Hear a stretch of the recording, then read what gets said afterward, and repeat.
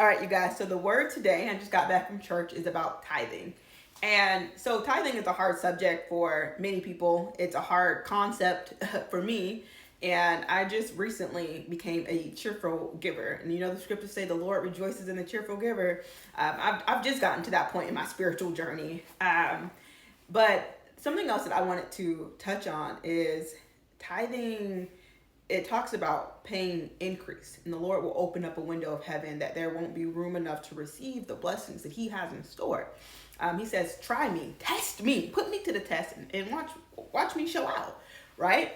And so a lot of times, so we think that means it's going to be monetary. We're going to get a new promotion. We're going to hit the lottery. We're going to come into a big bag of money, and that's not what the Lord's saying. He's saying, "I'm going to bless you," and blessings come in many different shapes and forms, right? Your health could be a blessing. You don't have to go to the doctor and pay all these bills or to do that because you've been blessed with good health. There might have been dangers that were going to befall you, which now they are not because you paid tithing, and the Lord has blessed you in that aspect. You didn't know how you were going to feed your kids, but someone came over and brought some groceries, or the church down the road had a food drive and they were giving out food, and you had that blessing of not having to worry about where you're going to eat. And so it's not always going to be this huge monetary thing, but the Lord is saying, "I'm going to bless you." And I think we need to start looking at those blessings, looking for those blessings.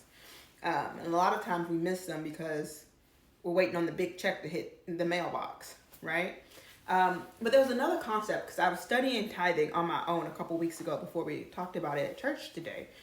And the Lord told me, put it on me, that I don't require just 10% of your money. I want 10% of your time. And for me, time is money. So the Lord's speaking in my language, right?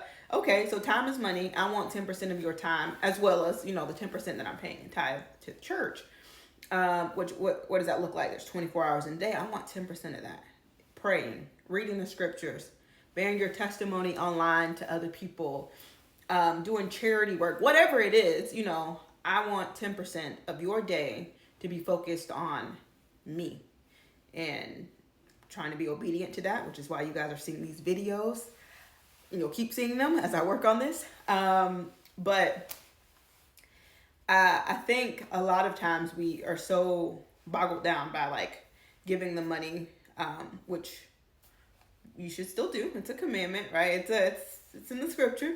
But also with how are we spending our time? Are we giving the Lord the time that He requires? Because time is money. It is increase. Every day on this earth is granted by the grace of God. Every dollar I got was granted by the grace of God. And He requires me to be obedient and give Him 10% of each. And I don't know. That was just my thought, my testimony. Church was real good today, you guys. It was real good. I'm ready for the week. Got to go to this job. Somebody save me. But yeah,